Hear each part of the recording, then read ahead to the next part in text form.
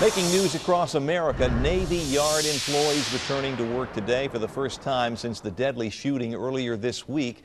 While they are trying to get back to their jobs, they say that many emotions are swirling around.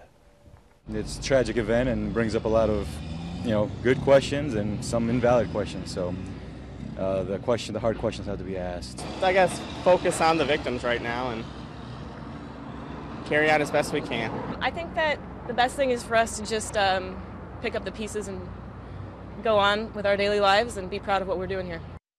Now tonight, many of you want to know how the shooter in this case was able to walk with a firearm into the Navy Yard. We know that Aaron Alexis, the suspect, was a contractor who had security clearance. But who is monitoring the people that have access? Fox 17's national correspondent Kristine Frazao takes a look. Aaron Alexis was truly the Teflon naval officer. Arrested twice on gun-related charges but never prosecuted, the Navy still allowed him to enlist.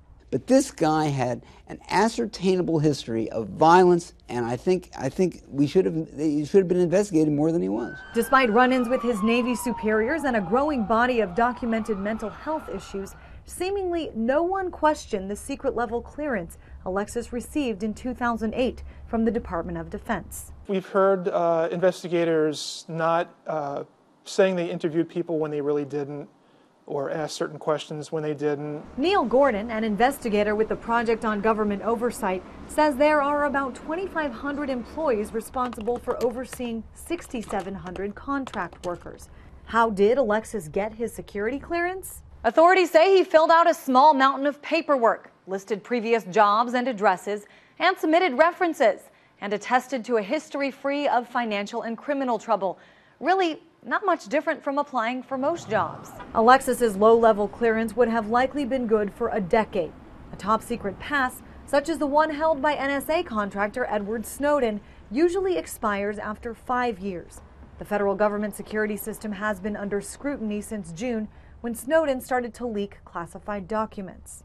But I think we need to ask some very serious questions about whether contractors are taking shortcuts. Aaron Alexis's most recent employer, The Experts, a subcontractor of Hewlett-Packard, told the Washington Post that it confirmed Alexis's security clearance with the Defense Department. The arrests, the trouble with police, the trouble in the Navy that should have led to this individual being denied a security clearance altogether. Congressional lawmakers will now seek answers to where's the oversight and what will it take to fix the many flaws in the federal government's contractor security system. I'm Kristine Frazao reporting. Now, to that end, U.S. Senator Kelly Ayotte has called on the Senate's Homeland Security and Governmental Affairs Committee to hold hearings on contractor hiring practices at military installations. And Missouri Senator Claire McCaskill has sent a letter to the Secretary of the Navy seeking answers to flaws in security clearances.